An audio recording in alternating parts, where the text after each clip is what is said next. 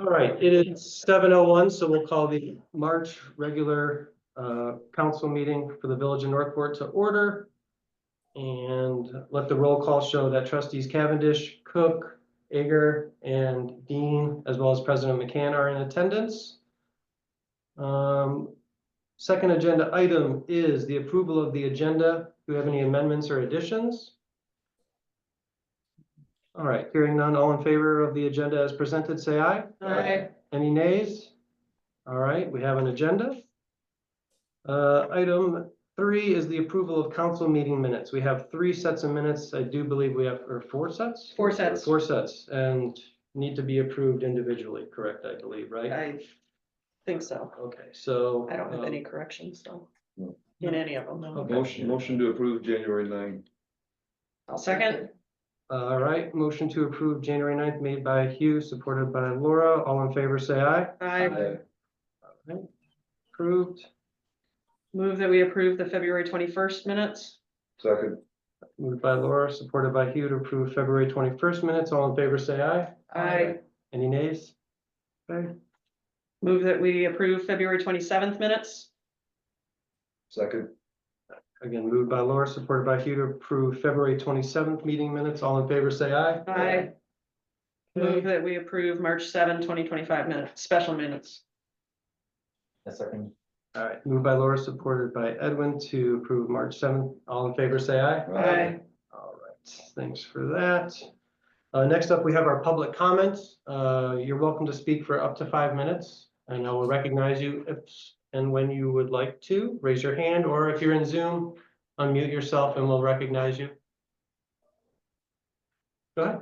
I'm here about the variance for Can you state your name and residence for the us? James Thatcher. I live at 208 Southwest Street, adjacent to the property that's in question. Oh, thank you. And I'd first like to say thank you very much for the letter about the situation and the invitation to the meeting. Secondly, I'd like to say I think it's a very good, I want to say principle, but the idea of the 20-foot setback is a very good idea. But I also think that this is a great situation for the variance. And I have not spoken to any of the other residents on West Street. So I'm just speaking for myself. All right, thanks, James. Thank you. Any other public comments?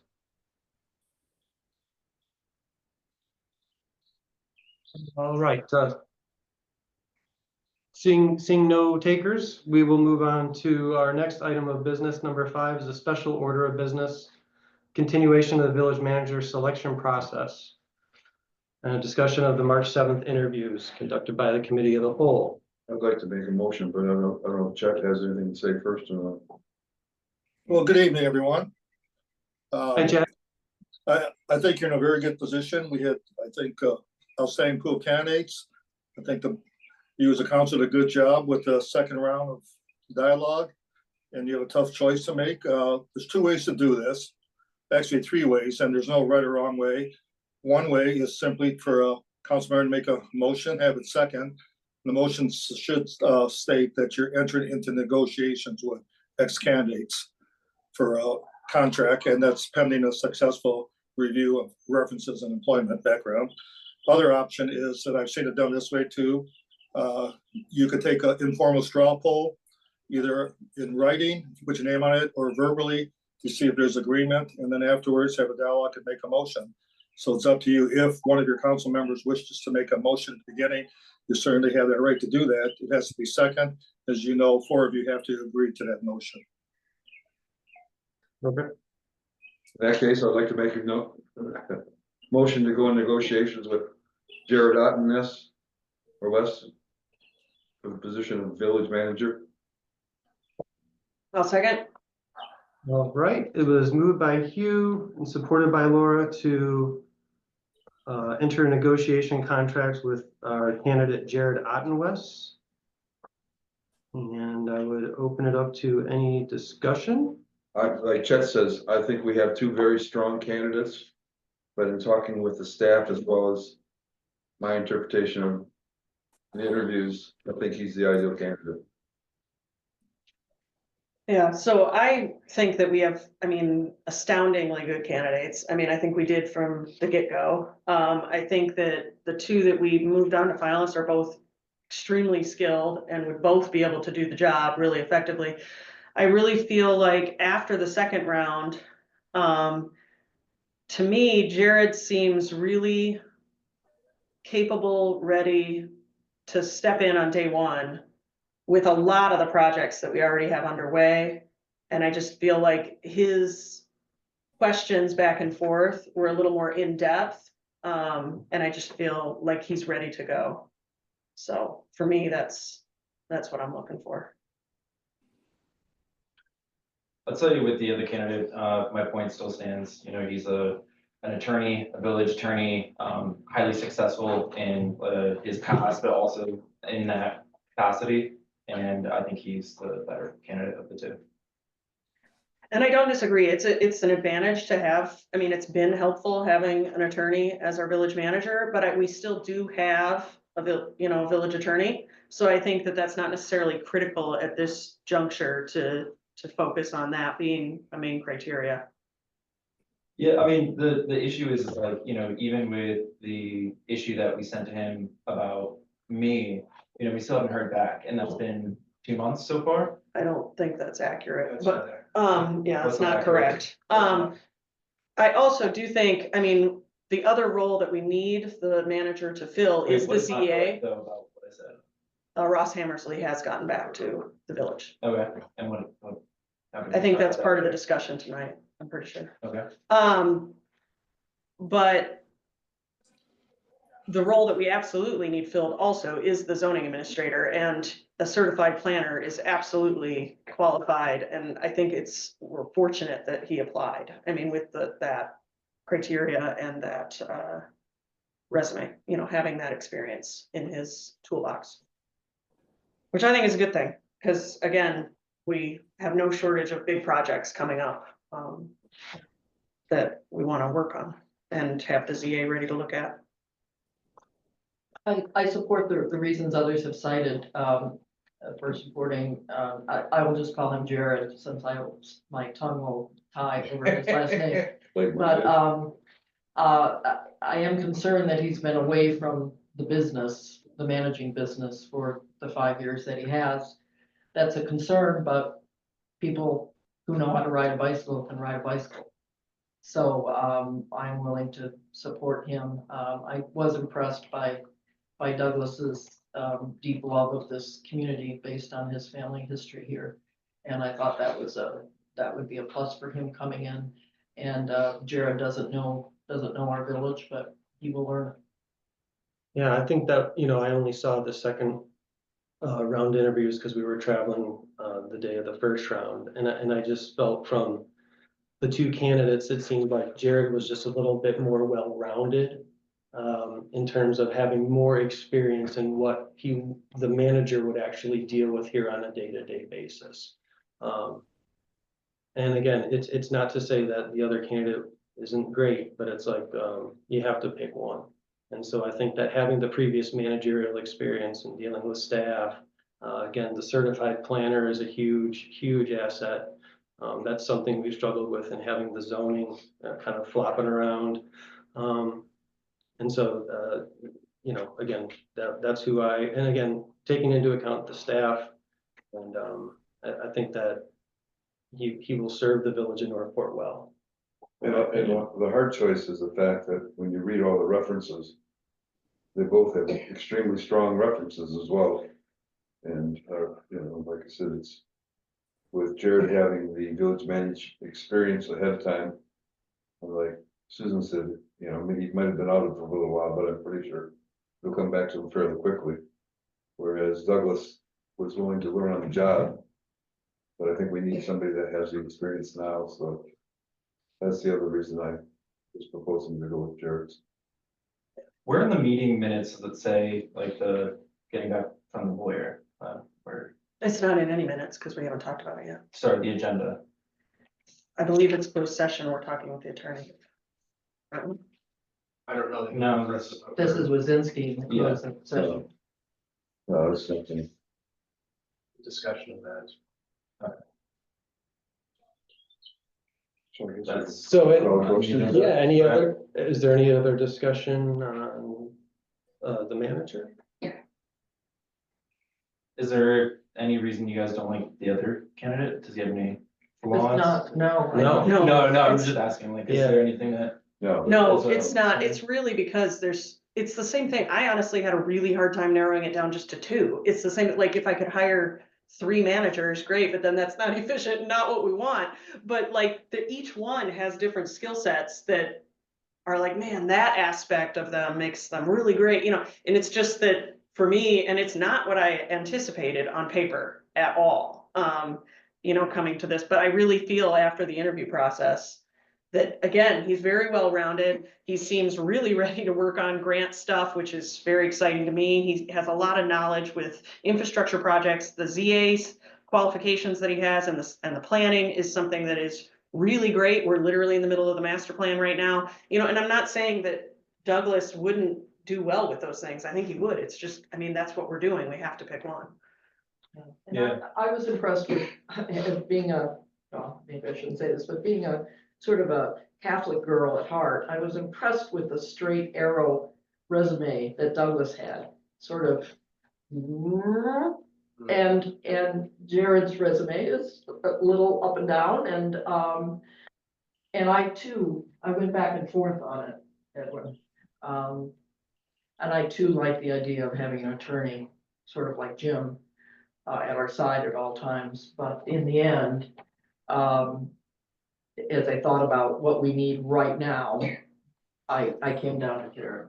There's nothing I disliked about Douglas whatsoever. I'd love to meet him. If I can have just a couple comments. I think all of you have stated it quite well. You know, when you hired me, I wasn't really sure that I could do the job, but I was pretty confident that it would be something that I could do because I had never done it before. That's why I think Jared, the fact that he's been, you know, a manager in at least 3 other locations, and even with the problems that he had in Traverse City, my understanding from Chet is Chet's talked to some people in Traverse City that were not even used as references by Jared, and they all said he was, you know, the ones that he talked to said that he was a fine manager, and the situation that got him in deep water there was very out of character. So I think that's something that needs to be considered. Secondly, I think you really need to take a real hard look at hiring somebody that is not preferred by the staff. And that's, again, not to say that the staff disliked Mr. Durando. I think quite the contrary, just as you all said, but they have to make a choice. And I think because they spend 40 hours a week with them and you spend, you know, maybe 2 hours a week, you know, with the manager, they gotta take their opinion into pretty strong consideration. And the last thing that I would say is, I would really encourage you, the worst thing to start off in a job like this is to start off with a split vote. Where you know, 3-2, you know, I'm the best candidate on a 3-2 vote or a 4-1 vote or whatever.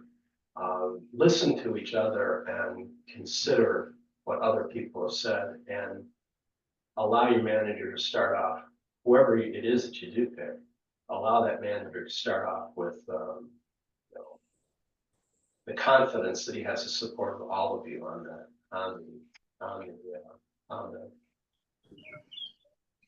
all of you trustees. So I appreciate the opportunity to speak.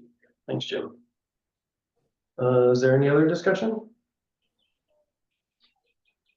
Okay, if not, then the motion on the floor is to enter into a contract negotiation with our candidate Jared Otten West. And I'll go with a roll call vote, starting with Laura, Yes. Hugh, Yes. Susan, Yes. Edwin, Nay.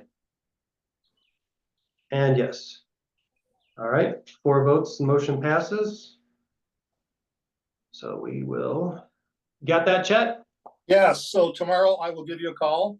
I will call the two candidates this evening here to inform them of the decision. And Chris, tomorrow you and I can start the process of negotiating an employment contract as you remember, we did that last time. I believe Suzanne was a part of that last time too. But we'll come up with some verbal terms and we'll work with Jarrett and hopefully come up to an agreement of which then you as a council would have to approve the employment agreement. We'll do a formal legal background search also on Jarrett. So, but I'm optimistic that there won't be any issues with either contract or the official background legal search. And that at some point, we can have a special meeting in the near future and approve an employment agreement. All right, excellent. Thanks for your help. Joni was kind enough to send me the current employment agreement. So Chris, you and I can look at that and talk about that and see how we want to proceed. Okay, great. Thank you. I will call both candidates right now. All right, thanks, Chet. Bye-bye. Okay, so that brings us to item 6, which is a zoning board of appeals hearing. Our normal ZBA chair is not here. Correct. But I think you could do just a quick motion to appoint one of you as the zoning board of appeals chair for purposes of this meeting. I move we appoint Laura Cavendish as ZBA chair for the purpose of this meeting. A second. All right, Now, typically what you would want to do is the applicant has an opportunity to make a presentation. You have a staff report from me. If you have any questions regarding my staff report, I think I made it pretty comprehensive. So you could, address, it addresses all of the issues that are required to be addressed by the zoning ordinance. And then anyone that opposes after the presentation by the petitioner, anyone that opposes the application would be permitted to speak, and then you vote. And there is, excuse me, give you it's a little late. We had some technical problems printing out the manager's report. There is a particularly a useful proposed motion that you could use that the reason that I suggest you use that is it's best to have this sort of decision made and documented by a resolution. So to do that, you would have use the word resolved as rather than that you move approval. what page is that on? That's right. at the First top. page, number 1. Oh, gotcha, right there, gotcha. Very first thing. Okay. All right, So you treat this as if it's a public hearing. You open a public hearing. Yep. And then you close the public hearing and have a discussion. So does someone need to make a motion to, we just, You Okay. just need to we can open the just- public hearing. okay. like Michael Scott declaring bankruptcy. So we'll open the ZBA hearing for Samuel Scott, correct? For the variance of lot 79 Hutchinson's addition to the Village of Northport. Do you want me to read through the report, or what do you want? No, What do you think? at this point, you just have the applicant give their impression of why they think the variance ought to be granted.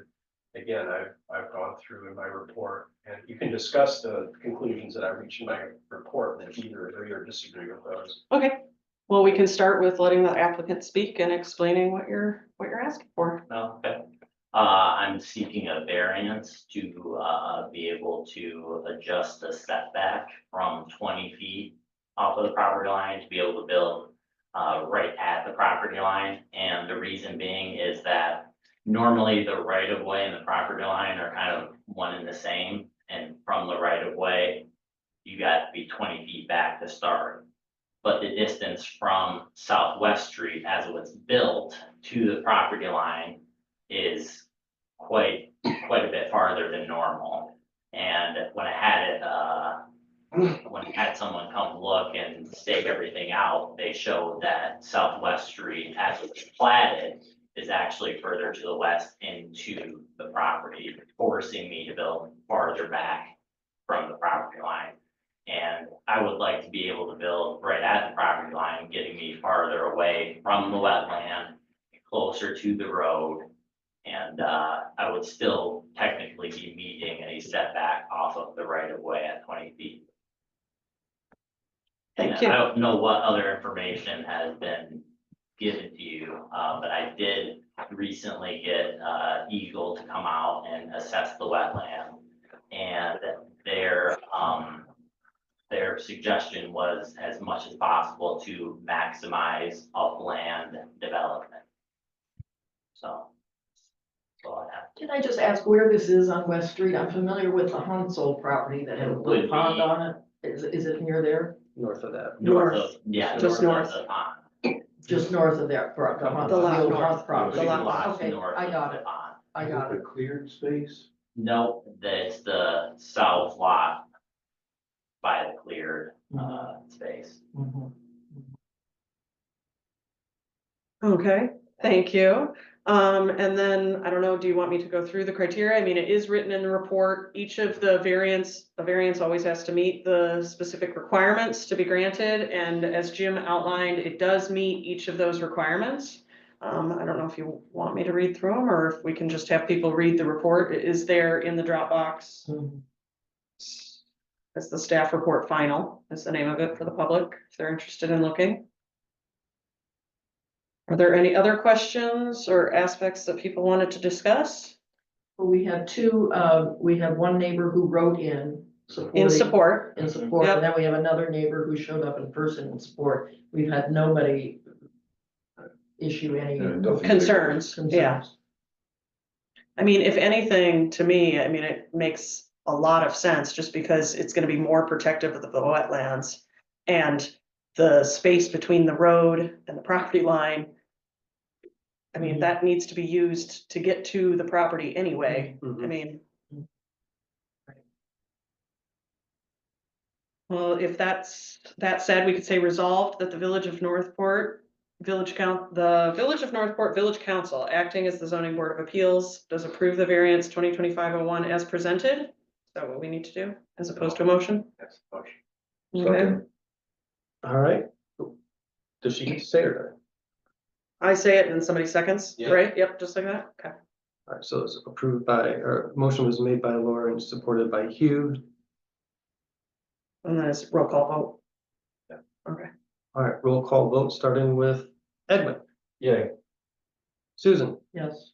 Hugh, Yes, Laura, yes. and yes. piece of cake, guys. Motion passed.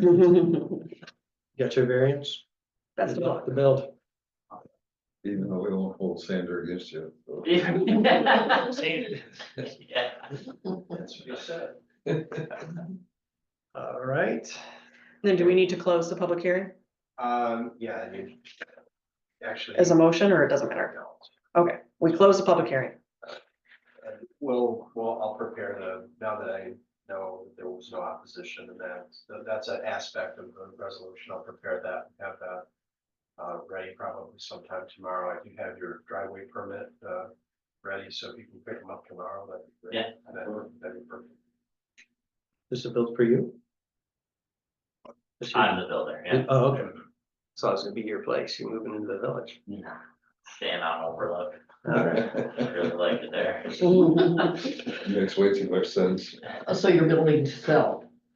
Yes, I'm building for a client, yeah. Oh, okay, so you do have a client. All right. Well, appreciate you coming by and filling us in on all that. All right. That brings us to our next agenda item, which is correspondence. Any correspondence? We do have one from Ann Harper. Oh, In the yeah. packet. Yep, Yeah. that was in the packet. There was actually something that. From last From meeting. last month, and Yep. of course you didn't have. You didn't have ready last month. Correspondence regarding some streetlights and Yep. billing, so. That's something that I think, you know. That's a request that's been made multiple times in the Been made past. multiple times, and I think if you're going to do anything, this is something you really need to have a public hearing about. I don't think you should deal with this. I don't wanna say a haphazard manner, but I don't think you wanna do a motion to take out or add or, do anything to streetlights. Because the people that are going to be impacted by those will have very strong opinions on it, so. I do think her request is not just that, though. She also has requested for at least the 2 years that I've been on infrastructure to see the pricing breakdown, which I know has been a challenge for staff to achieve. And it's not because of staff, it's because of consumers, has always been my understanding that it's very difficult to break down what lights cost what. Yeah, there's no way, because they're not metered. That's the thing that I think everybody doesn't really understand, that lights are not metered, we're charged. And they come on at a certain time, they go off at a certain time, pretty much village wide. So you're charged in bulk. And the real problem is that they're about to do a change from, whatever the lights are now, I can't remember the technical term for them, to an LED light, which the dark sky committee is not in favor of because it's a high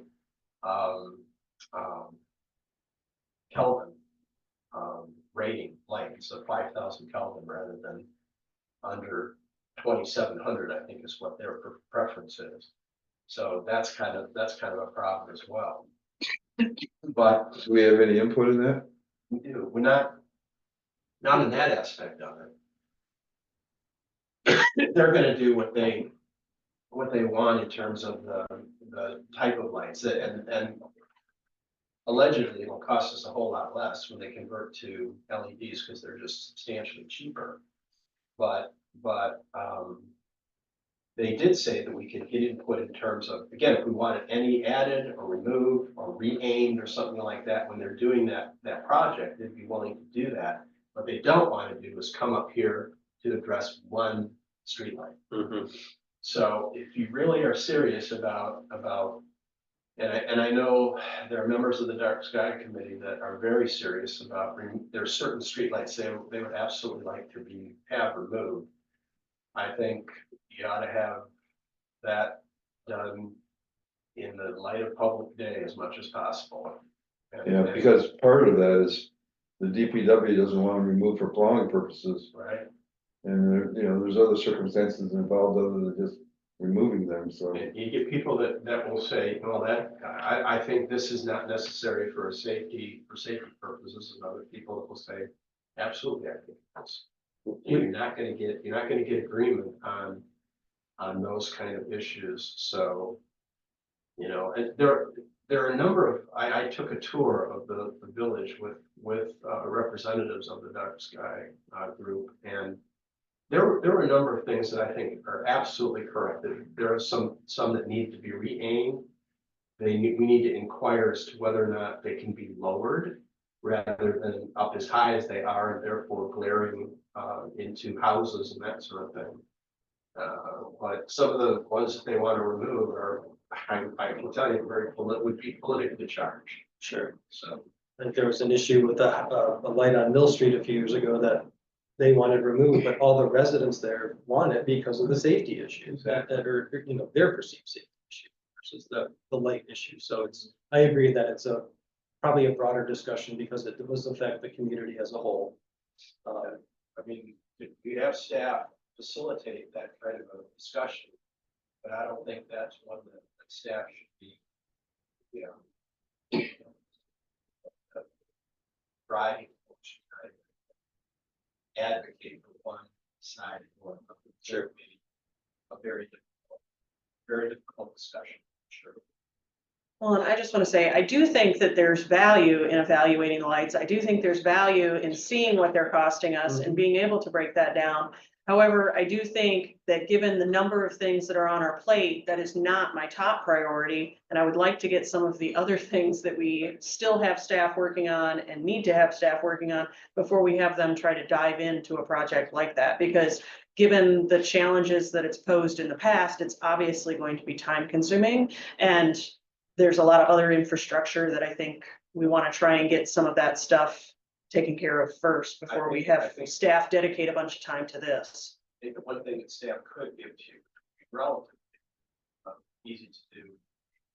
You pick a duration that you want to evaluate, a year, 6 months, 3 months, whatever. And we could give you gross amounts, how much we bill divided by the number of lights, which pretty much gonna be the only way we're gonna be able to tell you how much individual lights cost. You know, there is, I believe, if I remember serving correctly, it's like 46 lights, or I don't remember the exact. There's one light of those that is a different type, built different grade, so that would, I think it's that would be a pretty good estimate about what it costs, but the others would be in aggregate.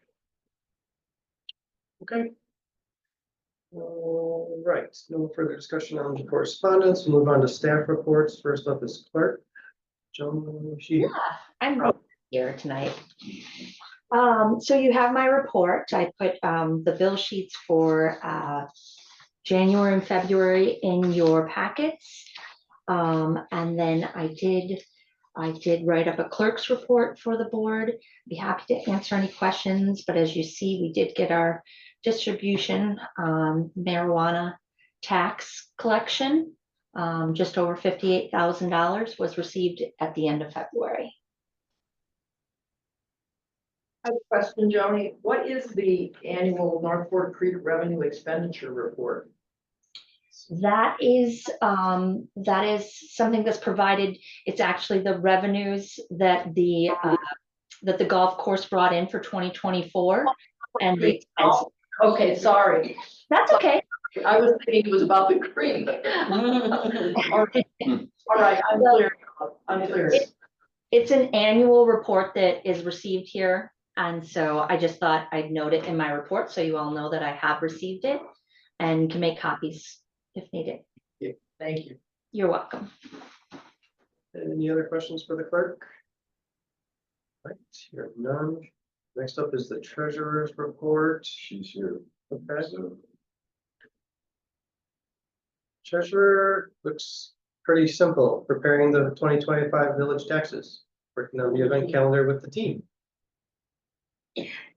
Anything else to add to that? Is Diana? Okay. If none, we'll move on to the DPW report. Yeah, Chris is here also. Okay, Good evening, I'm here. If there's any questions on the report, be glad to answer. I don't really have any. I didn't. Anyone else? No, everything looks like you're up to speed, Chris. Yep, just hoping for a spring hangs in there, so 60 tomorrow. I'll take it. Next up, we have the Marina Harbor Master report. Does anybody have any questions for Bill? Looks like things are kind of getting started here. Susan? Bill, how many people are on the waiting list? Well, those are still coming in. Can you hear me? Yes. Okay. They're still coming in. We have somewhere in the neighborhood of 150 to 160 names right now.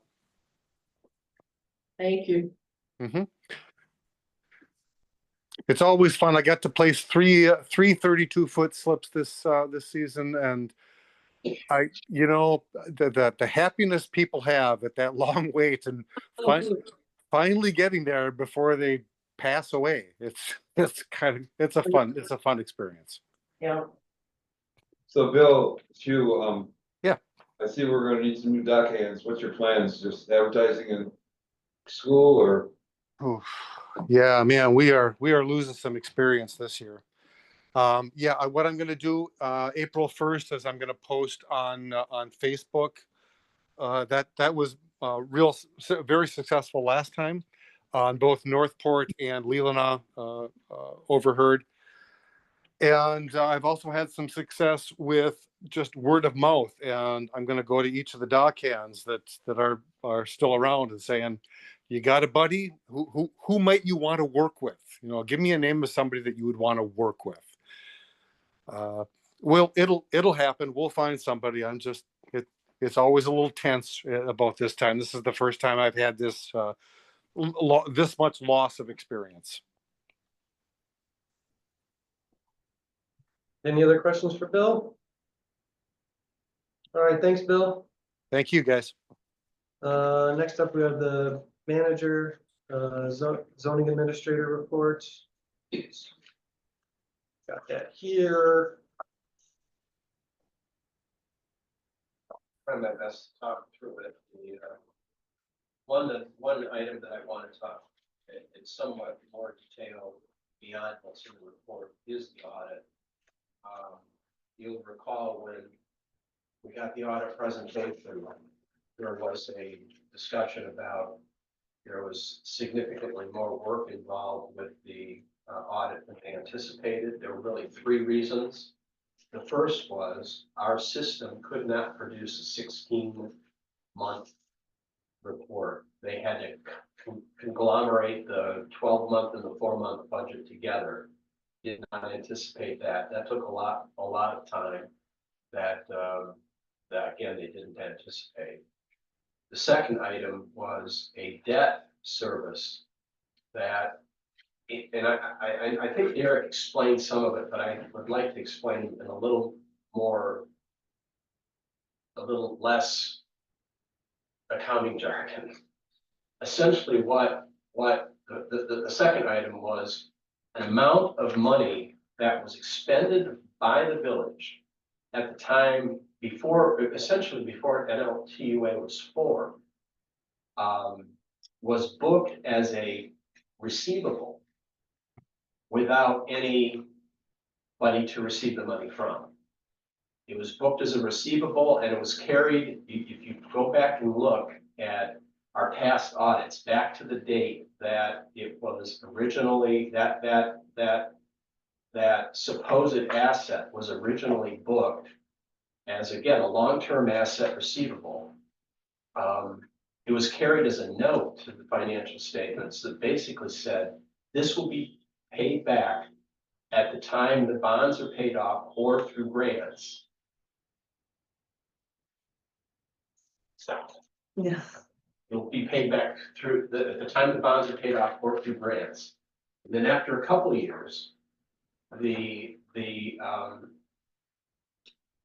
note in the audits changed to simply say it would be paid back through grants, essentially saying out loud that there's no receivable, there's no one obligated to pay that money to us. And over time, it's gone down from $1 million to, I don't even recall, I think it's somewhere around just under $300,000 right now. And for almost 20 years, our previous auditors, again, carried that, in my opinion, as an inappropriate. I don't know how you could have approved an audit. Well, I shouldn't say that because I'm not an accountant, but I don't know how you could approve an audit that basically identified something as an asset with no source of where that payment was going to come from.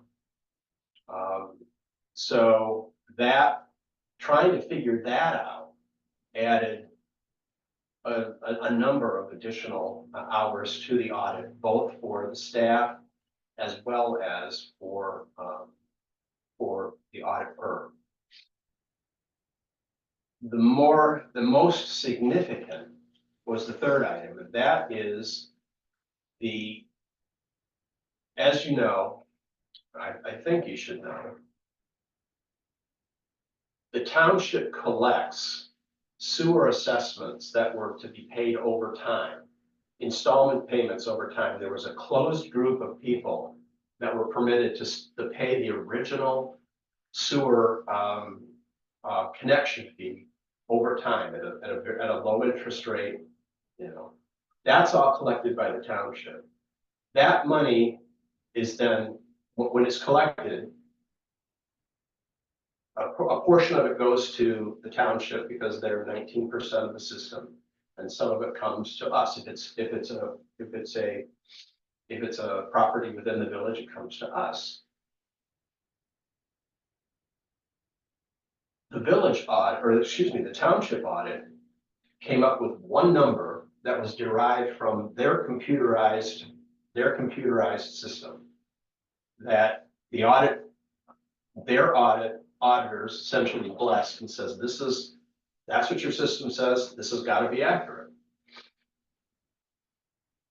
That was not the same amount that we showed as owing to us. There's about $27,000 that is more, that we think is owed to the village than the amount the township,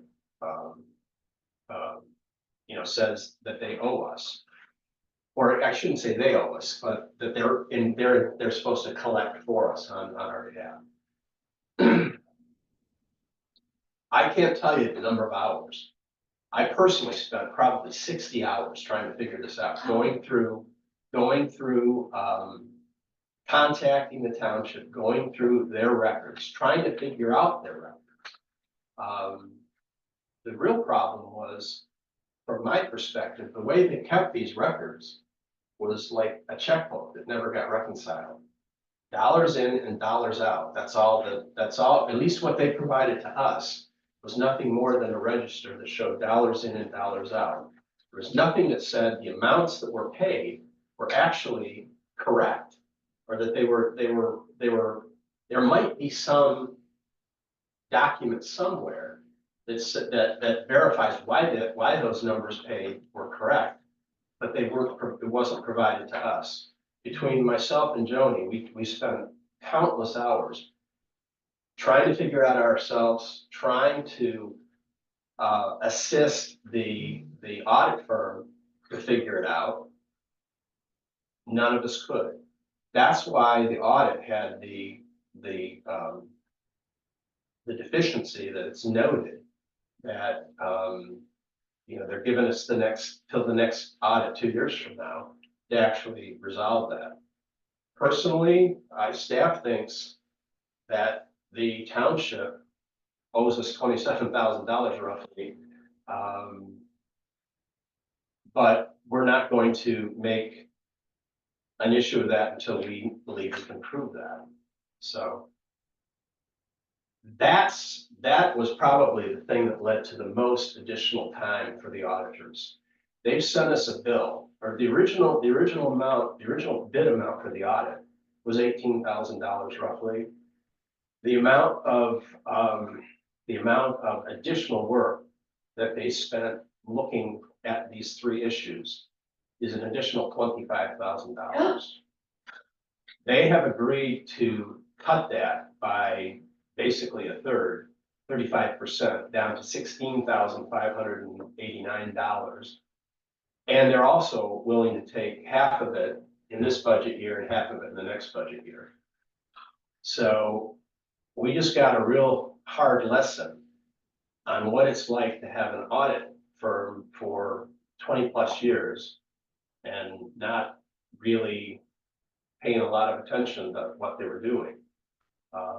I think we got a very, very fine, very capable, and very accurate audit of our financial statements as they exist now. These three things are troubling, and we intend to figure them out, but it cost them a lot of time and additional money. And at some point in time, we're going to have to submit this to you for a budget adjustment. So that's the bad news.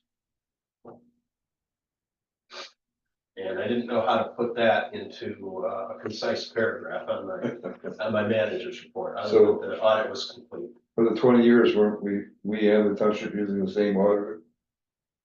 I think so, yeah. They use the same auditor this time. I don't think that's really an issue. The issue is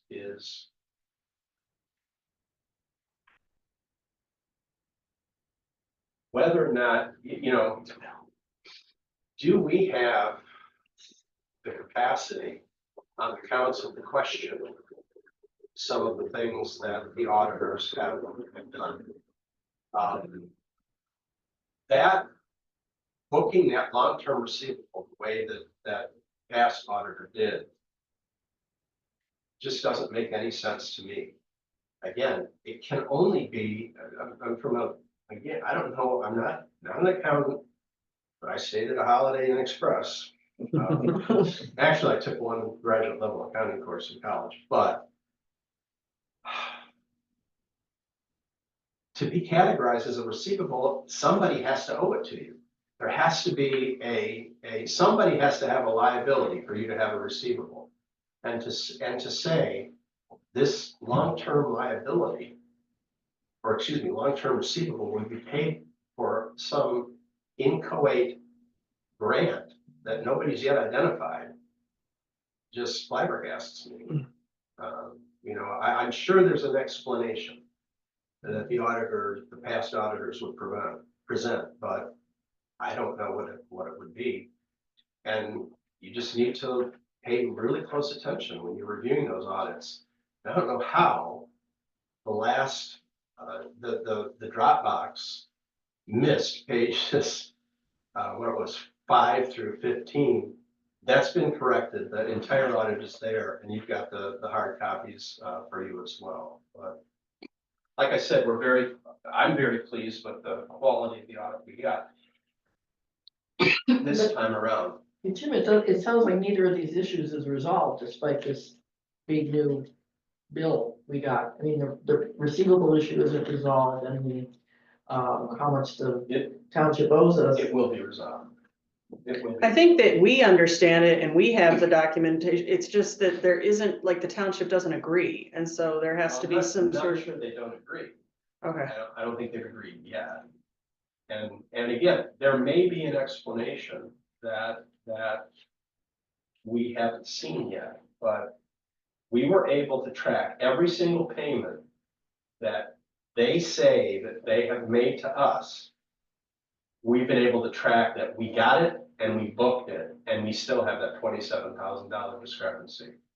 So it's possible that somebody got paid, you know, maybe not in one payment, but maybe several payments over time, got paid when it should have been paid, or there's money that they have that just is sitting there that has never been paid. So we'll get to the bottom of it. And I wanted to be honest, wanted to wait until we had the audit in hand and had it publicly, you know, Available. disseminated before we got to the point of saying, okay, now let's figure this out. Let's figure this out. And again, we intend to do that, but you're right. This is the kind of thing that an audit is intended to identify. Are you, in fact, the audits, people misunderstand audits really important. They think they're going to make it, they're going to check every single transaction to make sure nobody's stealing money. That's not what an audit's for. An audit is a determination of whether or not your books are prepared according to generally accepted accounting principles. And fund accounting for municipalities. That's what an audit is intended to do.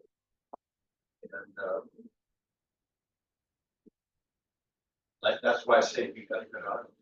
Because now we know these things and we can remember them. But I was not happy. As you could. Well, sounds like we found something that we can work towards. Yeah. And that's what and I don't know going forward, if there's a time that you should switch up your auditor every so often, or is that a practice that's like every 5 years or something where you get comfortable with A one? lot of times, one of the good things is we connected up now with the UHY is an international, accounting firm. And typically what the larger firms will do, you might have that firm as your auditor for 50 years, but they assign different teams to it every time. So there are different eyes looking at the same thing.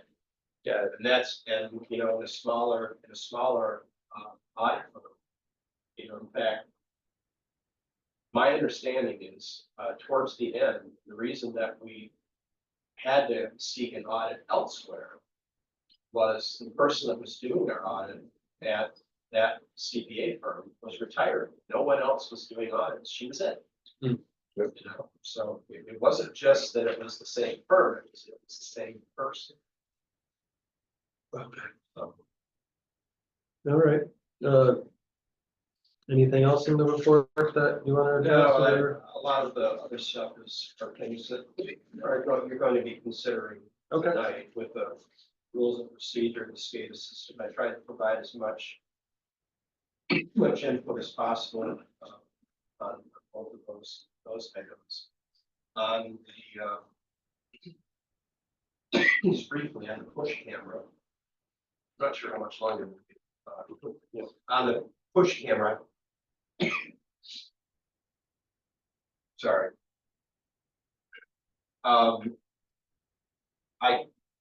It was we were talking about it at the staff meeting.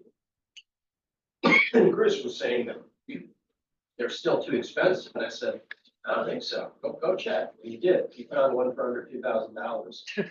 And I think it'll be a real significant addition to our DPW to be able to inspect not just the sewer lines, culverts in particular, when they're longer and shorter, you can't get the person down, get the camera down, and see what's going on. Are we getting infiltration? That's one of the reasons that the Rose Street culvert, it's so much in doubt, because we don't really know exactly what the condition is. It's on the Third Street culvert as well. We don't really know exactly what the condition is, but this would be able to do that. So I'm pretty excited about that as a possibility. One thing I wanted to be sure people notice too is your number 5 housing. The township is working on coordinating with the 2 planning commissions. I think that is April 9 in the small gym. Yep. So if people are able to put that on their calendar, trying to spread the word so that there's public involvement and awareness to be at that event. I don't remember what time it's scheduled for. But I do know that there's planning to be childcare and box dinners too. Cool. Yeah, so I think my impression has always been from the day that you guys hired me that you were all in on this housing idea. And I guess the township is brought along. So. Okay, appreciate that, Jim. And we'll move on then to the planning commission.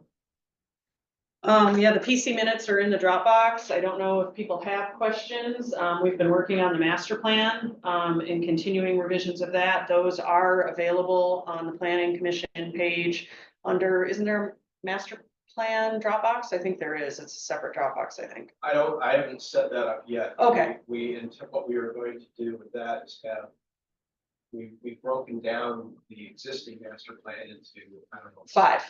I think it's 5 groups. Number of sections. 5 whatever it sections, is, yeah. Whatever it is, and we'll have posted what's existing, what the current changes are, and then, hopefully a final document. And then we've looked at a number of, the Finster Way that's on here. We've looked at that. We had a presentation from some citizens that were looking to purchase property on Fleece Road for possible housing there. And that was just a preliminary, not anything official, but just coming and talking and getting feedback, which is always appreciated. And that, was a really positive conversation. And then we've, the property at the hotel, that work that's we're underway right now, that there was discussions on that, and we were actually able to finally verify the width of the road for Wakazu Street, and it is not the same width as all other roads that go through. 49.6 feet. Yeah, which is a really positive thing. It's shocking to me, since we have property on that and we're not aware of that, but It's only 50 feet. yeah, we got that confirmed through MDOT. So it was quite a bit of back and forth, but we have it officially now. So.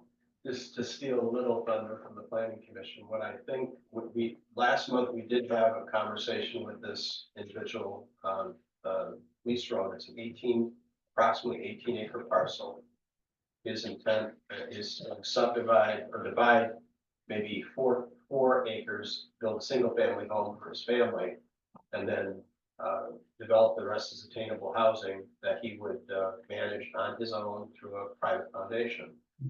I've had multiple meetings with him, and we've talked about the idea of him pursuing a conditional zone, because there were just a laundry list of things that the planning commission were like, well, what about this? What about this? What about this?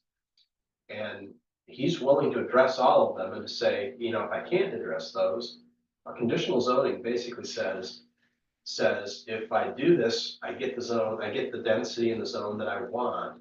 If I don't, it reverts back to what was originally. Yeah, it's important to note that right now it's conservation. And that's part of what his discussion was, is that you can't do what he's proposing or would like to potentially do at all in that type of zone. But one of the concerns is that it legally probably would not stand up in court if we kept it at that and refused his application. Just because of the fact, there's a number of factors that Jim as ZA kind of went through. And one thing I want to make sure everybody is aware, this is not a situation where the developer, potential developers come in and said, this is inappropriately zoned. You can't do this because it will not survive judicial scrutiny. He didn't say that at all. I'm the one that's saying that a zoning administrator, if we were challenged on it, it'd be very, very difficult to defend because the CN1 zone only permits, I mean, about the only thing to be built on it is a golf course. You know, and so. And if that were to move forward, it would have to be a public hearing and all sorts of additional things. And there was a neighbor that attended that was not in favor of this at all. But that still doesn't necessarily change the legalities. So, but it was just preliminary and we'll wait and see if they had not even purchased the property yet. And I'm not sure if they have yet now or not, but, I think he has an option. okay. But if there's other questions, yeah. One quick question, the discussion of the Vincer Woods, you said that the committee would approve this on the condition that these three things be cited. And I didn't see those in the document that we have. Yeah, I should have put that in the staff report, in my report, but it's actually in the minutes of the planning commission, which were included in the packet. Maybe if I can get to that. It had to do with the size of the trees Size of and the the trees. short-term rental definition. right, yeah, it had to do with those things. Right, and I see that in the planning commission Okay, minutes, but when I looked at the Vincer document that we have in the packet, mhm. that hadn't been fixed. Right, right, those Okay. hadn't been done yet, Okay. and until it is, and We can't, you right. have to rely on staff to verify that it's been done, but Okay, you would approve it as also conditional on those same, got it, condition on okay, those same conditions being fulfilled. got it. All right, anything else for Laura on planning? If not, we'll move down to infrastructure. We haven't had infrastructure, recently just due to plowing and different conflicts. The main thing that's being looked at right now is focusing on the water main projects, and identifying and getting some of those in the works and staff working on numbers so that they can be presented to the council. The water main, I believe, is the one between 5th and 6th, which is that still Ransom? And then sidewalk project with the top priority one being the sidewalk to the school that goes south of town. And starting to look at that, because there are grants available for that project. All the way to the village border on the south? Most definitely not all in one go. It would be astronaut, the grants would not fund something that goes that far at all. The goal right now in the discussions at infrastructure has been to take it to the M22 turn. Mhm. So, and that's been the discussion as of now. So as a first phase, I personally, being on the south edge of town and children, 3 of them that go to Northport would be thrilled. But that would be far exceeding Way what we in the future. have Okay. available for grants, and really any progress south is better than not at all. It's gonna be expensive. Yeah, oh yeah, absolutely. And we may not even be able to go as far as we're hoping, but yeah, so. Anything's an improvement. Yes, that's what I'm saying, like even taking it part of the way, is better than what we have now, which is nothing. And a steep incline and no sidewalk. Okay. Anything else, Laura? or- Nope, that's, Good deal. All right, brings us to our next agenda item, which is the budget status presentation by staff, followed by council discussion. Yeah, Jim has asked me to present this tonight. So you all have seen the budget overview that was provided to you. This is a 6-month view of where we're at financially for the Village of Northport. So that's July 1st through December 31st. And then I'm just going to go over some of the snapshots here. So as of December 31st, we've completed 15 out of our 26 pay periods. That's accounting for approximately 58% of the annual salaries budget. So we're doing quite well with our salaries budget. Our fund variations, while overall payroll expenditures aligns with the budget timeline, certain funds exhibit deviations, like our marina. The marina season primarily is July through October, with a little bit in May through June of the former budget year. So the marina budget is coming in higher, but that's because of the seasonality of the budget timing. So they're at the 81% of their revenues. Operating expenses are at 69%, and their salaries budget's at 52%. I did capture some revenue trends for our general fund. Primary revenue sources, including general operating taxes, are collected between July and September 15th. Let's see, our water fund revenues reflect 2 quarterly billings. So the other half will come in the next 6 months. And then I went through and I just considered some upcoming financial considerations, like our marijuana sales revenues, the state disbursement expected at the end of February. And we were anticipating 7% higher, which from last year, which we did receive, and it was $58,688, I believe is what the amount was. Let's see here. In our major and local streets for revenues, we do receive our winter maintenance revenues. That is typically received in April. So we'll be seeing that trending in the next 6-month review. And then our sewer debt service fund, those collections on the assessments are primarily collected with the winter taxes at the township. And so we'll be seeing the completion and those revenues coming in here. In fact, they closed out their tax season for the winter tax season, that is at the end of February. So I'm anticipating a check here closing out the assessment collection during that time. And then I did go ahead and capture some of the capital projects that were completed in the budget, which was our playground at $81,737.61. We had our 4th Street drainage ditch work, $14,664. We had our contracting for PK line painting at $15,135.60. Seal coating of our parking lot was completed at $2,398. We did replace a street light. We've got a couple more to go, but on the corner of Naganaba and Wakazoo, and that was covered by the insurance at $10,631.90. And then we had a survey and appraisal for the 7th Street property, and that was $1,850. Those were expenses that did come out of our capital expenditure fund. Jim, do you have anything you want to add? No, just that the only real expense side thing really stuck out on the 6-month review was that we're probably going to need to reallocate salaries amongst the DPW, whether they're water, sewer, roads, that kind of thing. Because they keep track of their hours and what they're working on. Mm-hmm. And it's pretty clear that there are employees that are spending much more time in the water area than we had anticipated. That's not any any problem with them doing that. It's just we need to do the allocations to more accurately reflect what's actually happening, so the budget tracks as to what we're doing. You'll also recall that we kind of purposely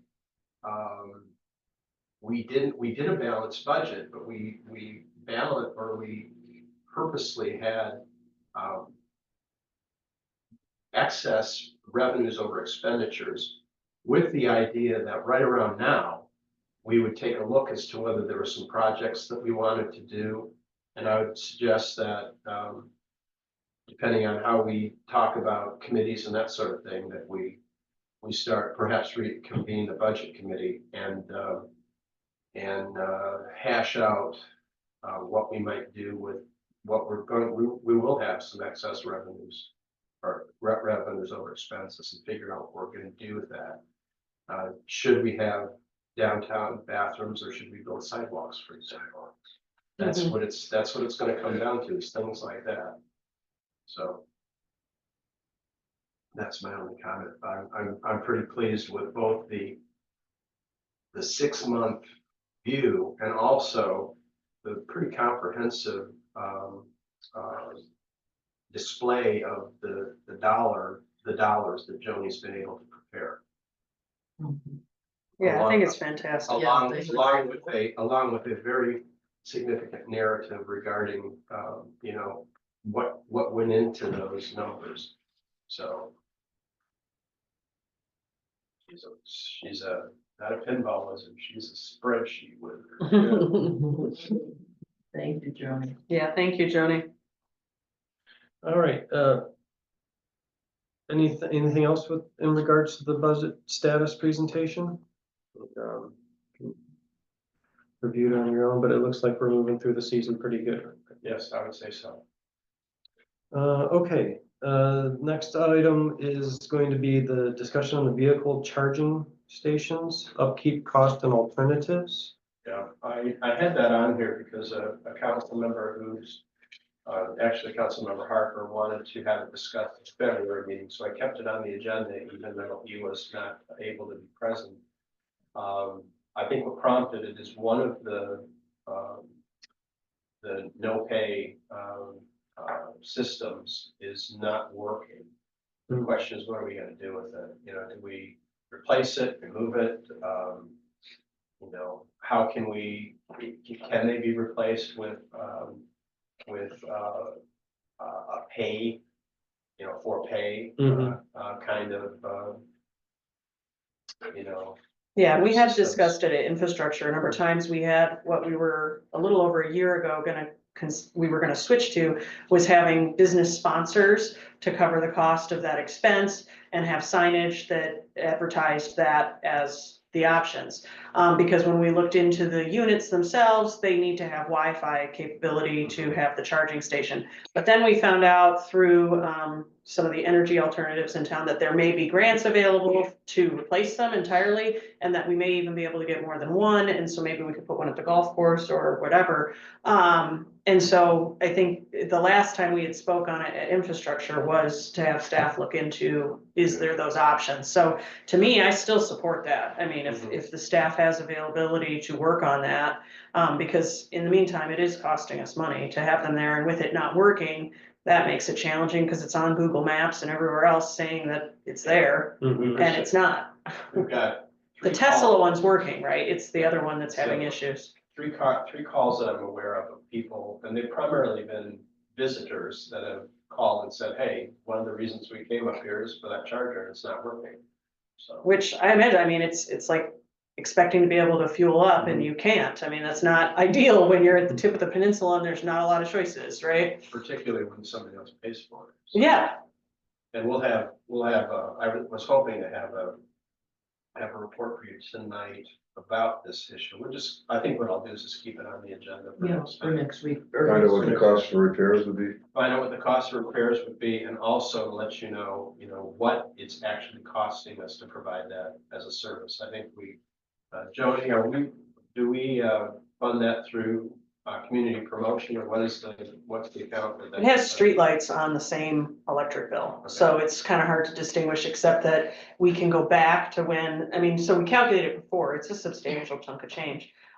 It was, I think before it was around $1,300, I think, which is why we were looking for a number of businesses. Well, early on, the decision was made for it to be funded by the village, it was like $300 a year. Originally, the first year, I think it was $30, and for the first 3 years, we weren't covering it at all, Leland on Energy was. It's just that that has long since expired. So, Don't want to get ripped up. right, Yeah, but we don't want to false advertise either. Absolutely. No, I think it. yeah, because if it's not gonna work, we need to remove it entirely either way, if it's not fixable or if it's not functioning, so that people aren't seeing it online as an option and then showing up and all there is a Tesla one and they don't have a Tesla, so. All right, well, we'll carry it over to the next meeting and continue the discussion. That brings us to our new business. Item A is consideration of Vincer Woods site condominium. And that information was provided in the packet, multiple pages, although they were.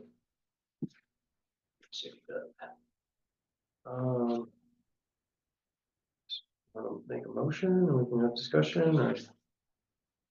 Yeah, is the motion in here, Jim, or not? Yes. on Where is page it? That's what I was 4. looking. And I move that the Northport Village Council approve the Vincer Woods Site Condominium Section 3.2B2B of the Northport zoning ordinance and adopt the same conditions approved by the Planning Commission after its review and approval according to Section 3.2A4. I second. All right, it was moved by Laura, supported by Susan to adopt the motion as read. Any discussion? I'm completely comfortable with approving this as is because I have looked at this several meetings, So as has the Planning Commission. And as it was stated, this is just for the lot splits, correct? Yeah, This it's does lot not- splits. Nothing's being built yet. Mhm. This is so that they can be split and that they could be developed. It's previously one and it's weird if you haven't looked up at it, the road goes through that. It's, like, it'd be one unit to the south and two, or no.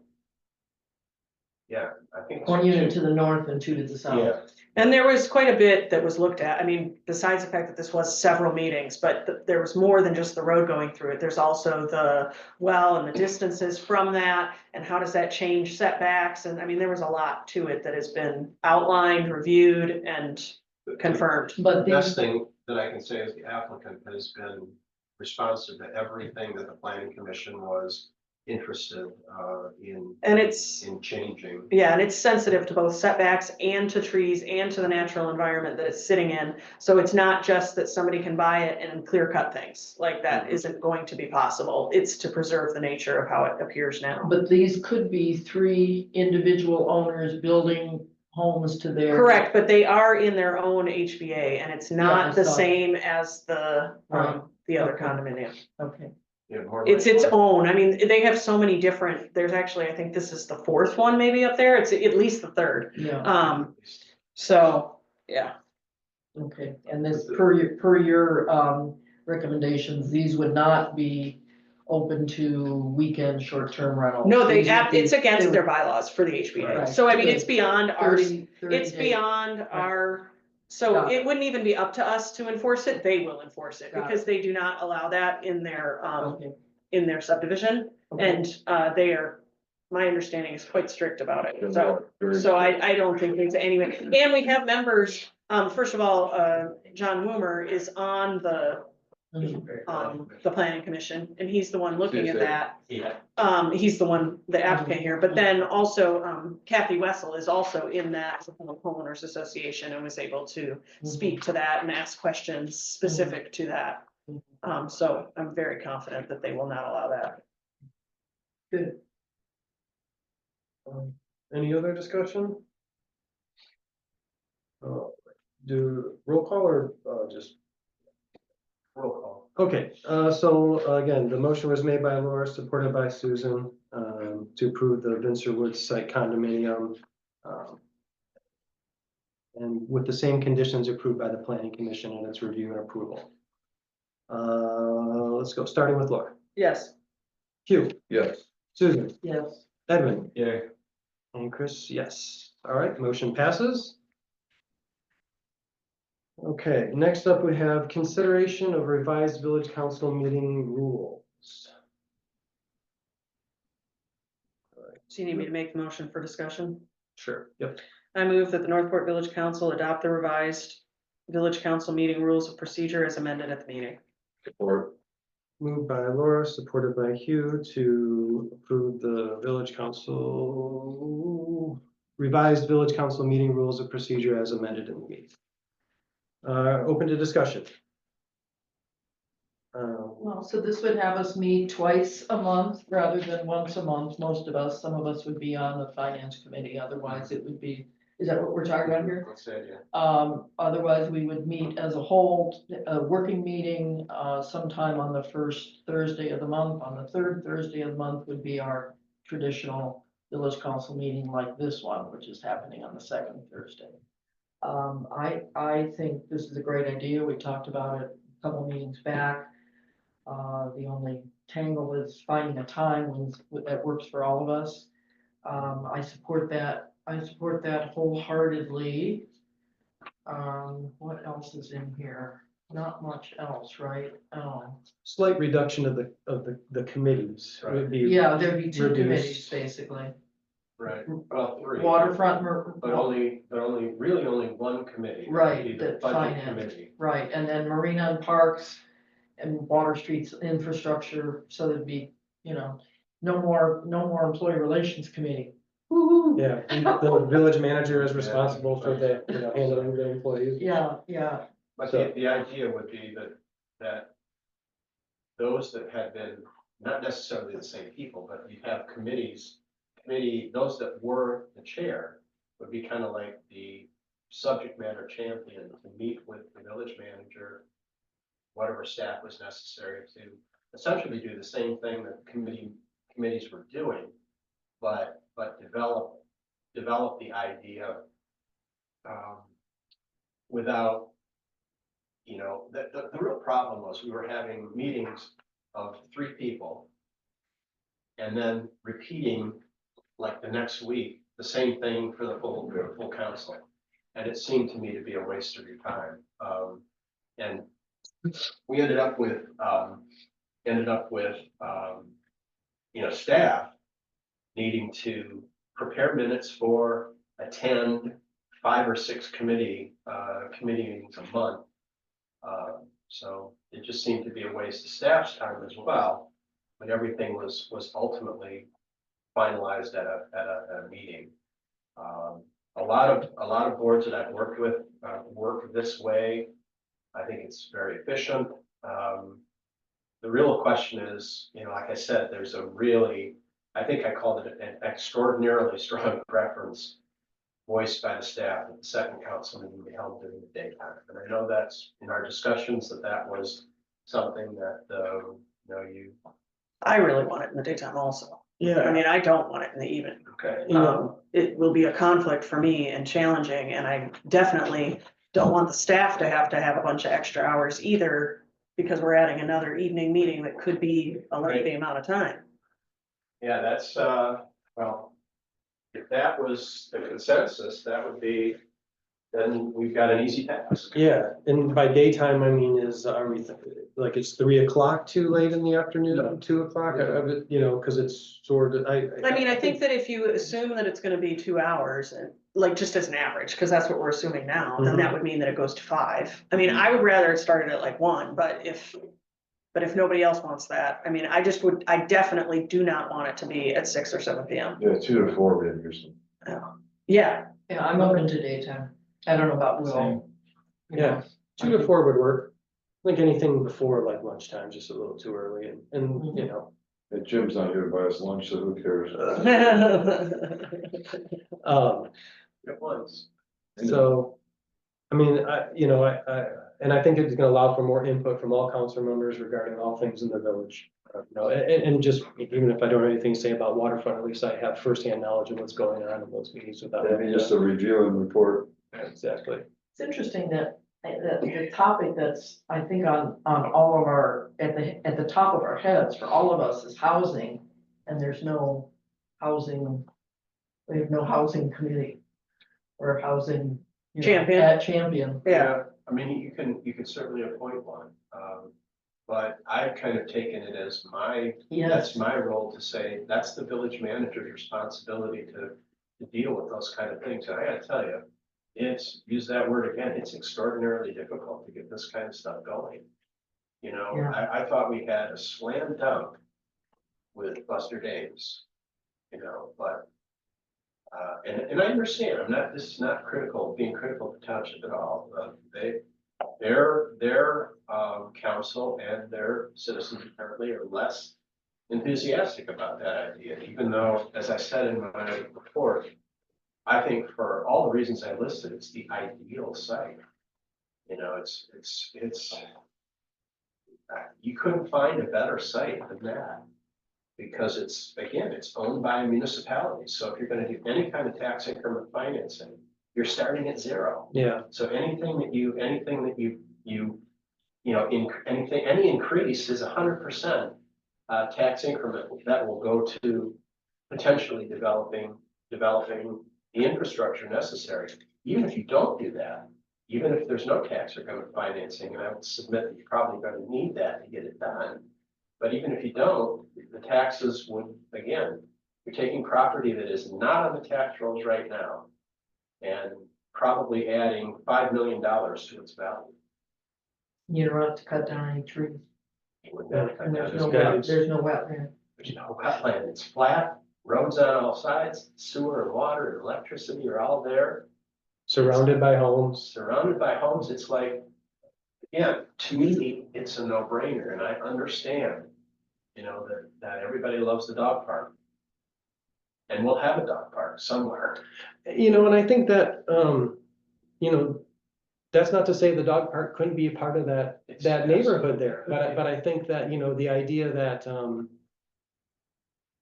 that we can't do housing there because of the dog park. I mean, I have 2 dogs, I walk dogs, you know, I'm one of the biggest dog people in this community, but at some point we have to start saying, what are we gonna do for the citizens of this community that's gonna allow them to live here year round or bring people to this community?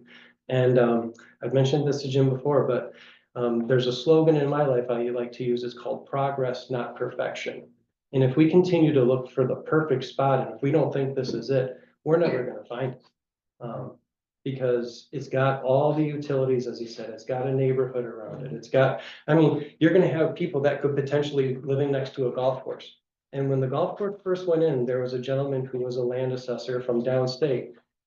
And golf course property is almost equal to that of waterfront property because you've got guaranteed green space, you've got recreational area. I mean, we're talking about giving people a really cool opportunity to be in the community. You know, if people don't want to look at it, we could put up mirrors on the siding, so it will just reflect the natural beauty all around. You won't look at siding, you'll just look at trees and sky. But I do think that it's important that we do pursue this, and try to bring everybody along, so. Yeah, but not to get off the. Yeah, I was gonna say, I have a lot of thoughts too, but I don't think Yeah, I wanna sorry. go, just only because then I'll Yeah. be talking for a while too, Sure. because there is. So that's why I was like, back to No, the no. meeting minutes here, so, So we're voting on accepting the change in. So yeah. and- I have a question, but Jim has left and he's the one who's gonna know the answer. There's quite a few aspects that I discovered that are incorrect or are things that need to be fixed in it, and I wanna be sure they aren't in this is not an updated version since I texted them to him earlier today. Okay, So I just wanna be sure that, what are we doing with those? Do I need to read them because it isn't a corrected copy? which or- which ones are they? So it's, some of the stuff is, let's see, okay, so first of all, are we calling it a budget committee or are we calling it finance committee? Because it still says finance committee, and I thought we were switching it to budget committee, so that's one of the questions. Curious. Yeah. So the things that I have texted you about in here that are corrections, are those corrected somewhere, or there is a revision number 3? Revision number 3. Revision number 3. Yep. Okay, because the one that I see in there is revision number 2. There is, I added. There it is. number It 3. says 2, but 40 minutes ago. Yeah, just before y'all walked in. Let me hit refresh, maybe mine has sent you refresh. Yeah.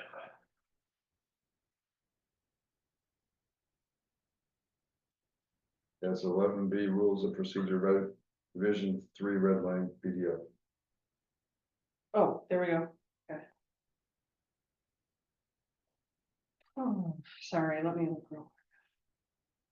And another way that you can deal with that, you could you do need to just have an amendment to say, pick the date and time for the first meeting that's currently unspoken for. And you could also, as part of the motion, say that, one of you as council and me could sit down and fix any typographical errors, formatting errors, things like that, till we get a final document and approve it subject to that, you know, 'cause obviously, we're not gonna change substance, just. Yeah. Like I said, form.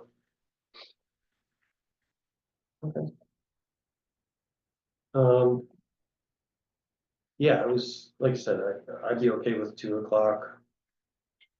Me as well. Okay, Thursday, the first week.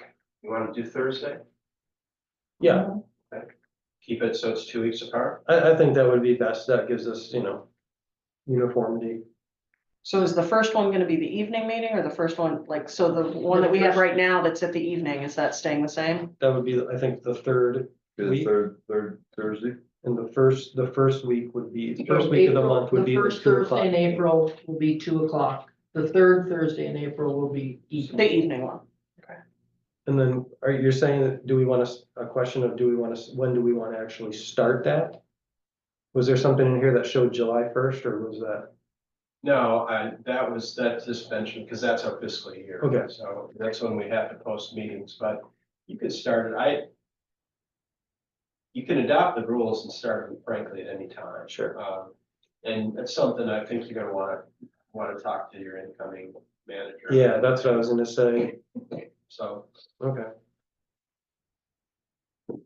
All right, so the motion on the floor was made by Laura, supported by Hugh, to adopt the revised village council meeting rules of procedure as amended at the meeting. And as, Oh, yeah, do we want to amend the final, motion? or finished, or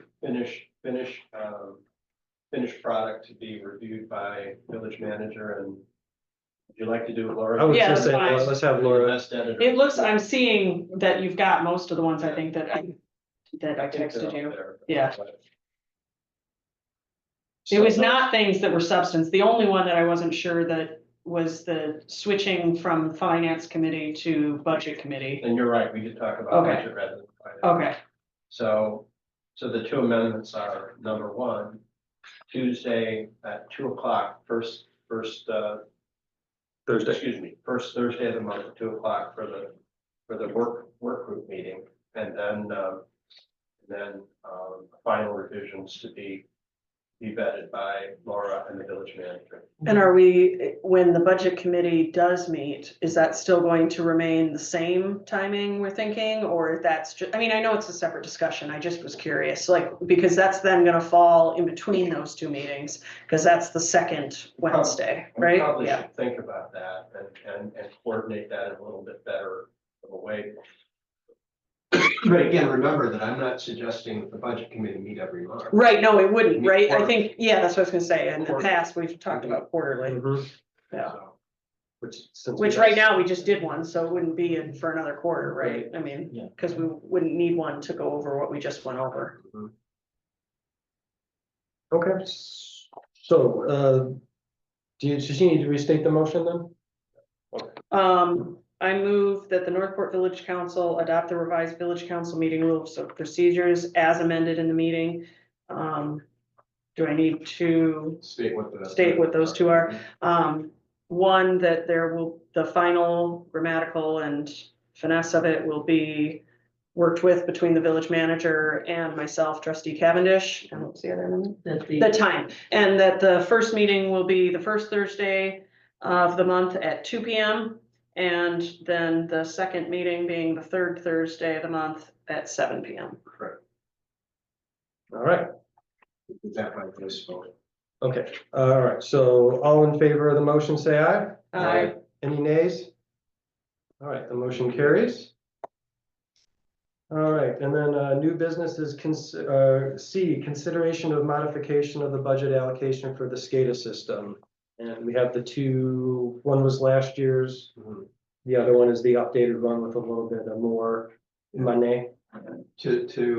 Laura asked a very good question prior to the meeting, is whether those were combined or are they separate, and they are separate. What I tried to describe in my report is we need a new SCADA system. First of all, you understand what it is. It's the system that where the pumps of the water system talk to each other and talk to the operator, so they can be, emergencies can be avoided. So it's pretty important system. And the current system that we use is a 900 megahertz radio. The actual radios that we use are out of date. They're beyond their useful life. They're no longer being supported by the company that manufactured them. Originally, we were proposing in the $10,000 2004 proposal was to switch to a 4,000 megahertz radio system, which carries more bandwidth. It would be the preferable system if we were not dealing with a lot of trees and big foliage canopy and a lot of valleys and mountains, and not so much mountains, but hills within Northport, which makes it very difficult for the 4,000 megahertz radio system. Even though it's more powerful, it has less ability to penetrate leaves and that sort of thing. So the contractor did a study to verify that, and then went out on their own and proposed a second proposal by finding a 900 megahertz system that is still going to be supported into the future. So we know a 900 megahertz system works. So the proposal is to do that.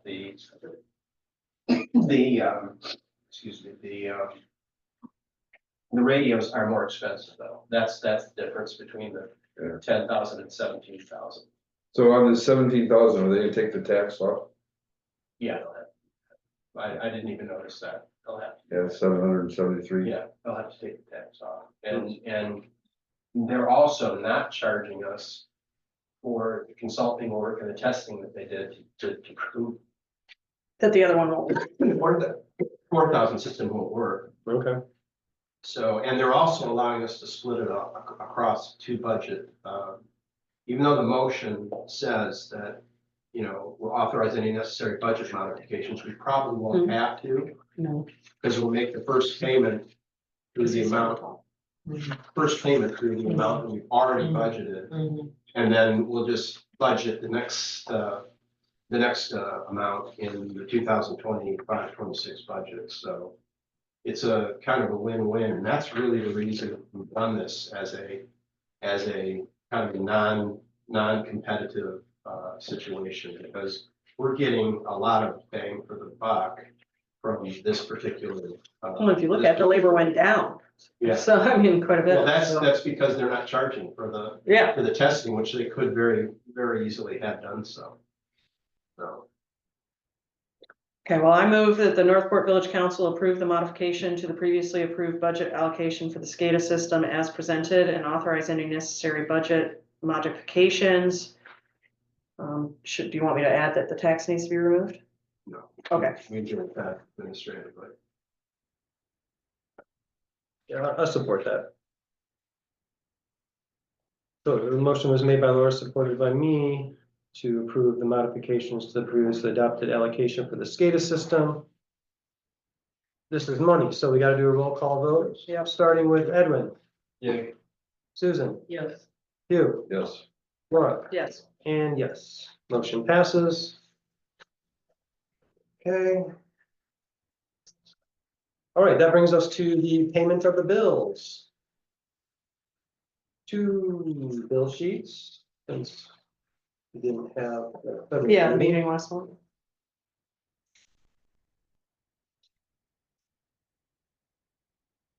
I have a question. Yeah. Oh, we don't have a motion yet. Can I ask a question anyway? Let's Let's make the motion. make the motion for the first bill sheet for February. Yeah, Is it that one? I move that we approve the payment of the bills totaling, here's the total, $77,000. Oh, $77,070.87 as funds permit. Or, Made by Susan, supported by Hugh, for 77077087. Discussion. Okay, my question is about the last item, State of Michigan Eagle $1,000 dam permit. What is that? That relates to that was the permit fee for us to submit the maintenance permit for the Northport Creek Dam. To be able to raise and lower as needed with Yeah. storm and things like that. So that we're is- working on it So for we have several permission months. for that? Because I thought you said we hadn't heard We back. haven't heard back yet. It's We the had to- payment we had for- to- Will we pay them? We had to pay it Got it, before we got a response. got it. That's all I needed to know. Mhm. And that was, it would have been $100, but this is an after the fact application because we had the discharge in 2003, so they charge $1,000. Gotcha. 2023, not 2003. Did I say 2003? Yes. 2023, right. It's not that long ago. I know, not that. All right, roll call, again, made by Susan, supported by Hugh to pay the amount of $77,000, $77,070.87. Starting with Laura. Yes. Hugh, yes, Susan, Yes. Edwin, Yeah. and yes. All right, bills are paid for February.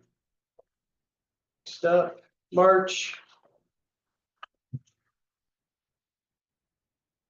I move we pay March bills totaling $712,023.18 as funds become available. A second.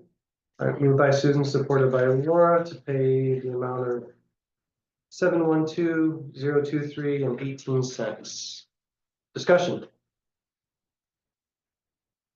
Obviously, just a big month with the. Sewer bond bill. payment there, Yep. but. All right, hearing no further discussion, we'll do a roll call vote, starting with Edwin, Yeah. Susan, Yes. Hugh, yes. Laura, Yes. and yes. All right, March bills are paid. That brings us to our second public comment. If you'd like to make a public comment, you can either raise your hand in person or unmute in Zoom, and I'll recognize you for 5 minutes. And it looks like you've unmuted there.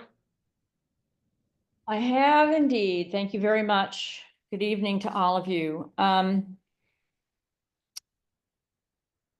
Let me just say that I am a member of the Dark Sky Committee, but I am not tonight speaking on behalf of the Dark Sky Committee. I did not know that you were going to have a brief discussion about the streetlights, but I have to weigh in a little bit and respectfully disagree about one or two things. First of all, I have personally examined the billing records in past years from Consumers Energy.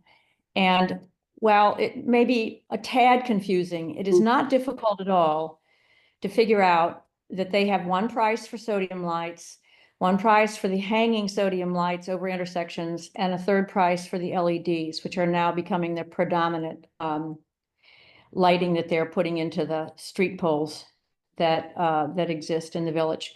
So it's really pretty easy. There's a standard price. It's the same every month. You know, it's not based on usage. It is based on a standard price. It's either $10, $12, $14. It's kind of in that range per light per month.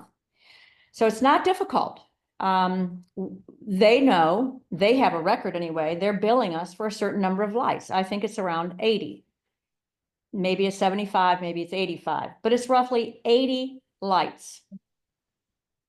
Okay, so it's not impossible to, without much time really, to spend figuring out what this is costing us. So that's the first point I'd like to make. I can even do it as a volunteer if you want me to do that at some point, but I don't think it's a huge staff sink. And I think there's also help available from Consumers Energy. Obviously, they are changing out all the bulbs to the LEDs, which are obnoxiously bright, but cheaper. So they're going to save us money, but they're going to be worse for the lighting conditions in the village and worse for those people who have lights shining into their bedrooms and their living rooms, and just excessive sky glow that's starting to develop over Northport, and that is visible from the people who live in up north. My friends who live on, you know, the Peterson Park area and all these areas, they see the sky glow now coming from Northport, just like we see sky glow over Traverse City. And it is going to become an issue as we go more and more into these LEDs that are at the 5,000 Kelvin level. Plus, they're obnoxious for human beings that have to have them shining in their lights. And as consumers has told us numerous times, there is no rhyme or reason to where these lights were placed. They were never placed by a lighting engineer, not at all. They were placed years ago. Those poles were put up years ago by various people in the village of Northport who said, I'd like a street light on my corner, you know, or whatever. There's not a scientific or engineering study that was ever done, and consumers is not willing to do one. They're not willing to pay to have that done anymore. They're like, you get the lights you want. You want some off? Fine. The cheapest way, if you want to turn some lights off, is just to turn them off, not take down the poles, because sometimes the poles are carrying some other things on them, but you can just turn off the lights and then you won't be billed for them. So that's just the first point I'd like to make. There is some savings available there. Not a huge savings, but there is some savings. You know, if you turned off 20 of the 80, there'd be some savings. And I think you need some money. You know, like I heard some stuff tonight that was pretty disturbing about how much money we've been spending on audits and other things. I'd also just like to say that the Dark Sky Committee was under the impression, and we worked closely with the current village manager to get his understanding and to get his on board with understanding what the problem was. And I'm very disappointed that he's leaving. And now we're having to start all over. And a new village manager is going to have a lot of stuff on his plate. And he's not going to want to deal with this because it's not the most important issue. I agree. It's not the most important issue. It's a long-term issue. It's a sort of what does the future look like issue. But I'm a little disappointed because there were clearly some village lights that could be turned off with no harm to anyone. One example I've given over and over again is at the corner of Naganaba and Bay, right by the marina, where we have a ton of lights. We've got the Huntington Bank lights on all night. We've got the marina lights on all night. And we've got the old-fashioned street lights that were put in. And we've got one of these huge LED lights on a pole. I mean, that's a perfect example of just tell them to turn it off. It won't cost you anything. They just turn it off. You don't have to take down the pole. You just turn it off and you'd save $1,000 a year. And that adds up over time. If you turned off 20, you save $20,000. That might cover the audit bill I heard about earlier. So I'm just sad. I'm sad that I've been working on this issue for 5 years. I've dealt with people at consumers. They have said to me over and over again, Doug DeYoung and other people, it's up to your village. Just tell us what you want to turn off and we'll turn it off. And I just think that we've got some agreement that some of these lights are either redundant and obnoxious, or they're really shining in somebody's house directly in their bedrooms. And you all know I'm one of those people, but I haven't even asked for my one on 4th Street to be turned off because I'm the only person who it negatively affects. It's right across the street from me and it shines in my 2 front bedrooms and my living room. But it's not about me, but there are some other people in town who also have obnoxious lights shining right in their bedrooms. And so I think that all of us ought to be taking this issue seriously and figuring out a way. And I think that the village manager has a very good list of the ones, at least 10, that just could be turned off tomorrow without an issue. And I hope that this village council will get serious about this environmental issue because we can save some money and we can do the right thing for the environment. And thank you for your time. Thanks, Ann. Anyone else? I'd just like to say thank you again for the letter informing all of us about the zoning variance. And it's been very interesting to see the council at work, to hear your comments. I really did enjoy the digression about the housing area possibilities at the dog park. All right, thanks, Jim. James. James. John and Joe, your brothers? Yeah. All right. Any other public comments? right, council comment? Yes, earlier we said we're gonna speak about my residency concern. I was told that it was on the agenda, but we haven't spoken about it. It's next. Closed It's a closed session. session. Oh, that's Wazinski. That was Zinsky. I think he was planning to do it in the closed session. Yep, correct. Okay. Is that, like, okay, even though it's not on the Oh, yeah, agenda, yeah. It's on the Yeah, agenda. it doesn't. closed session is on the Discussion agenda. of disclosure by state or federal statute, materially exempt from discussion of disclosure. Oh, here, it's just a bit right here. Also, probably consider material. I think that's it. Attorney-client privilege Yeah, trumps freedom of or the open meetings. so any other council comments? Well, I would just, because there isn't gonna be any at the end, I would like to thank Jim Dyer for his time here at the Village of Northport. I think, from where we've come to where we are now has been a dramatic change from the way we used to operate. Here, here. And, a foundation is a very important thing for, creating something that can last a long time. And I think that we are on the right track, and hopefully our community has noted it as well. And I look forward to working with the new manager, but also want to thank Jim for what he's done here for the Village of Northport. Here.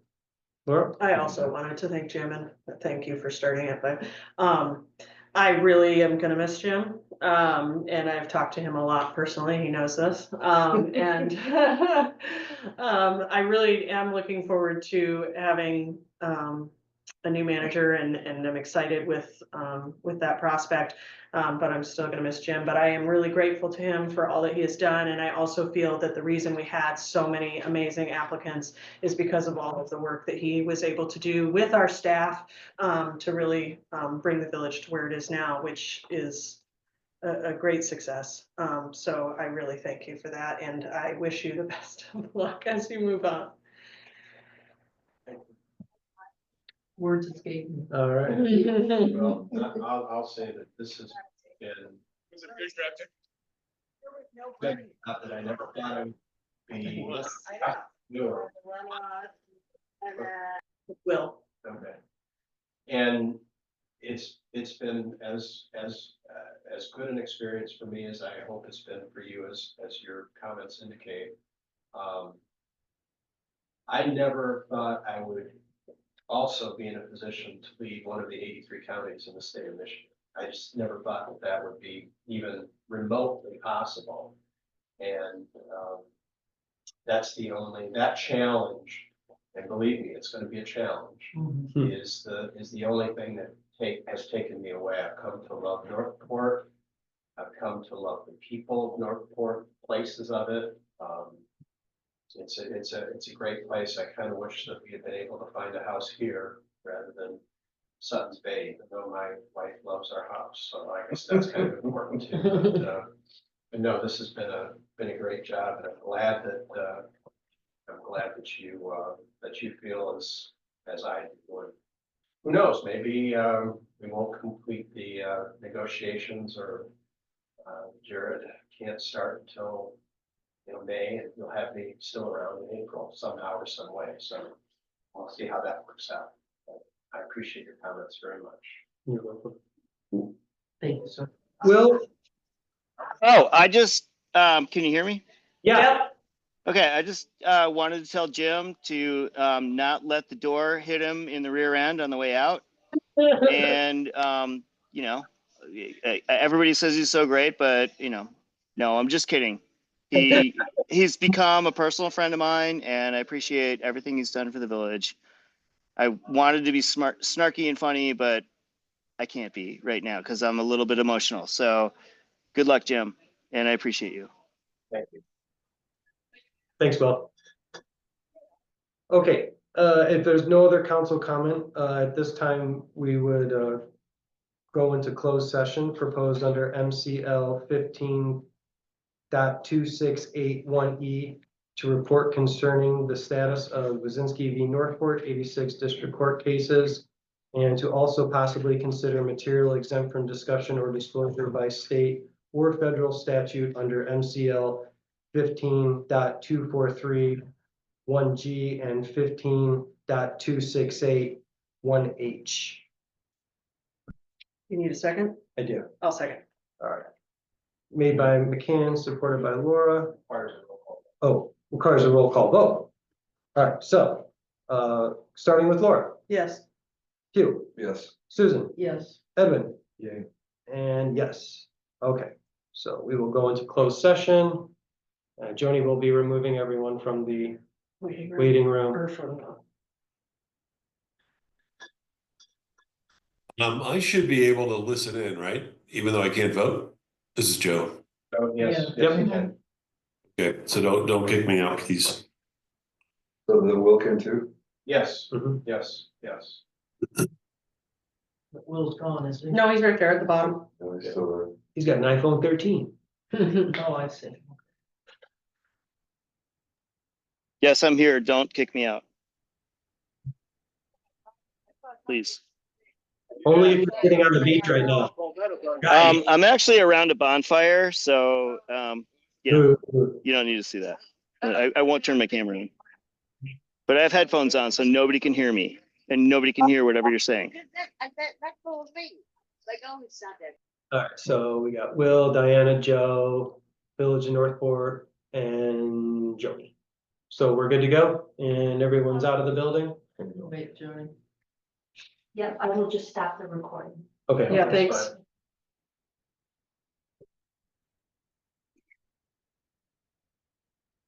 Yes. I didn't know you were sick too. Well, just a little bit. The talking makes the Oh, cough. so, okay. If I wasn't talking, There we go. Okay, so we are now back in open session and there is no further business to conduct other than adjournment at 9:22 PM. Do I have a motion? I move we adjourn. I'll second. All right, we are adjourned. Thank you, everybody. Thank you. Hey, everybody, great meeting. Hi from the beach. Get out of here! Nice. Who am I kidding? I just spent the last 3 months in the desert. All right, guys, 3 weeks. I'm gonna go watch. Love y'all. All right, see you, Will. Nine of Severance right now.